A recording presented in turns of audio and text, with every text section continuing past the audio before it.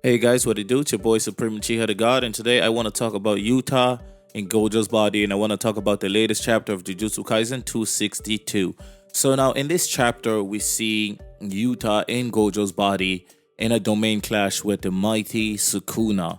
And as they're clashing, both of them are thinking their own thoughts and how to win.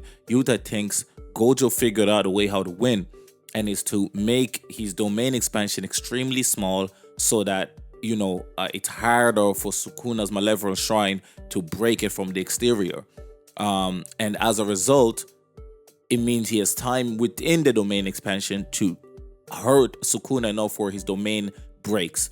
Now, Sukuna is thinking, I have 3 minutes to break his domain, and his goal is to break Yuta'S domain before the 3 minutes are up, so that then he can expand his malevolent shrine outside the range that he has limited it to, because currently he's limited the range of Malevolent Shrine to the size of Yuta'S domain, which is now a small little ball, so that then its effective time limit is gone.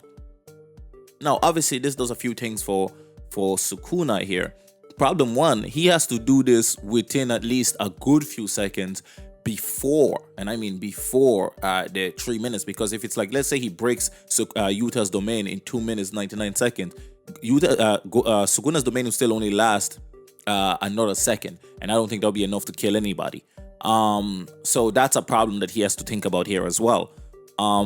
So he's actually under an immense amount of pressure, but we know he is the god of binding vows, so we sure he's gonna figure some binding vow out. Either that, or I think he's actually going to summon the merger. I think he might lose here some way and open up and bring back the merger, because it's kind of pointless if Yuta goes along with his crazy ass plans and just for him to lose. Because first of all, he's already losing hand-to-hand combat, which Gojo never ever lost against Sukuna. He was beating the brakes off Sukuna plus Mahaga plus the third wheeler in that fight. So he was fighting six hands with way more vision than what Sukuna has right now, and with a mighty god that adapts to everything, and yet he was doing completely fine. Even when he lost one arm, he was still absolutely beating the brakes off all three of them. So, obviously Yuta may have his memories and stuff like that, but he still doesn't have the natural reaction, because it takes time for the body and his mind and the soul and everything to align to a point where it thinks that Gojo, they become second nature, because he still has his own instincts and his own second nature things within himself that's hindering what Gojo's body automatically wants to do. So his movement isn't quite as gracious. Simultaneously, it's a bit weird because Yuta was going crazy and Burr in his own body against Sukuna, and a stronger version of Sukuna. So it's a bit weird that he's kind of struggling more so now. But that also could do with the fact that he does not have a blade. Normally Yuta fights with a blade. He fights with a sword. He's a proficient swordsman. He's not really we don't really see him box with anybody. So that's probably what's hindering him. Also, Gojo's techniques are extremely difficult to utilize. And even though it is explained in this chapter that he did indeed practice in Gojo's body in order to improve his sealing capabilities or his seal abilities, aka barrier abilities, like his domain expansion, etc. He's still struggling here because it is not second nature, and again, they only did it in a month. Now, Yuta is a prolific learner, but even for him, a month is not a lot to propel his abilities to the stage of Gojo or Sukuna. Sukuna has a 1,000-year advantage over Gojo, and Gojo still basically matches him. Yuta himself even explains that the only reason he'd be able to keep up with Sukuna is because Sukuna is completely fatigued. Even though Gojo was able to keep up with a way stronger, no fatigue, no nerf, extra boosted Sukuna, which just showcases the proficiency Gojo has. And it is the fact that Gojo is Gojo, and that is why he's strong, and not because he's strong that he's Gojo. Gojo is the reason why Gojo is so busted. That's why he's easily the strongest 6-eye user in history, because he defeated the Mahaga and was about to defeat its user, and the user was this strongest sorcerer of all time. So he defeated the strongest Shikigami of all time and was about to defeat the strongest sorcerer of all time, if not some hacks slash let's face it, plot armor didn't save Sukuna. And Sukuna, a lot of people are complaining Sukuna's getting saved by plot armor. because of binding vows. Listen, I get the frustration because the fight and everything seems to be dragging on. I think if Gege had jumped from this fight to Hakari's fight, I think people wouldn't feel the same frustration because they'd get a break in between. But we've been fighting or seeing the Sukuna gauntlet for 50 plus chapters straight, and that can get irritating when it seems like everything seems to be happening in the exact same manner.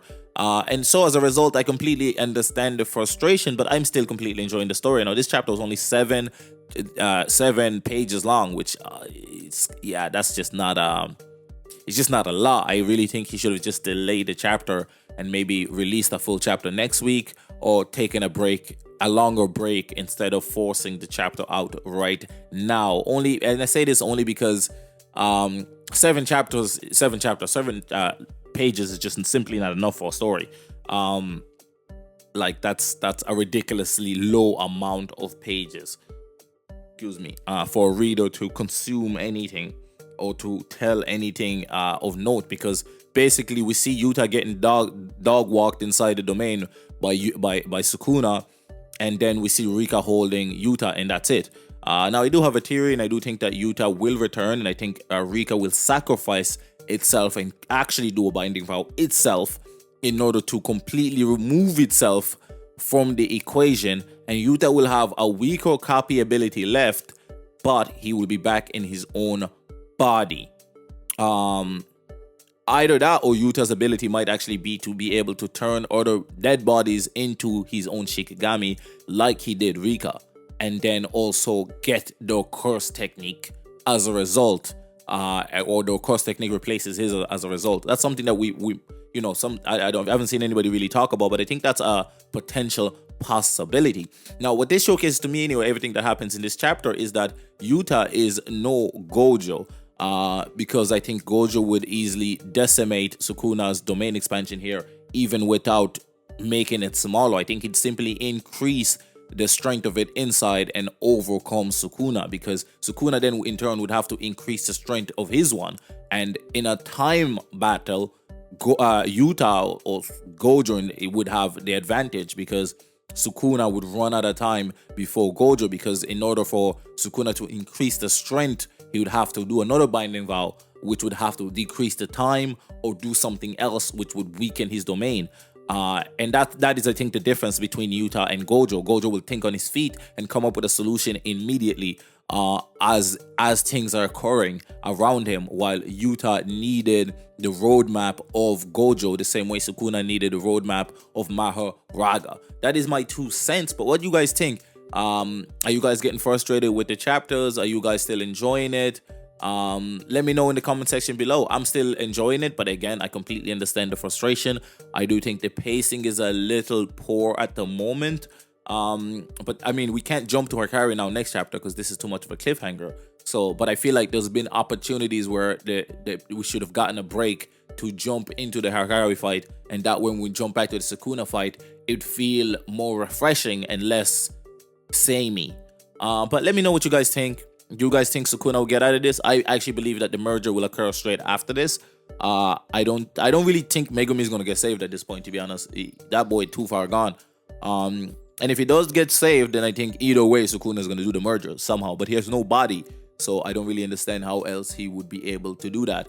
Unless when he sees he's about to lose his body, he somehow turns himself into a cursed object, or he separates himself from he does a binding vow where for the loss of his body forever, that his new body becomes the merger. But I don't know how that's a sacrifice really, so I'm not really sure what's going to happen. I think binding vows have slightly overplayed a role in this in the Sukuna fight. I think him using it against Gojo should have come at an even bigger cost. I know the cost was big, but it should have been a way bigger cost, and that should have been all the nerf that we needed for our young sorcerers to fight back.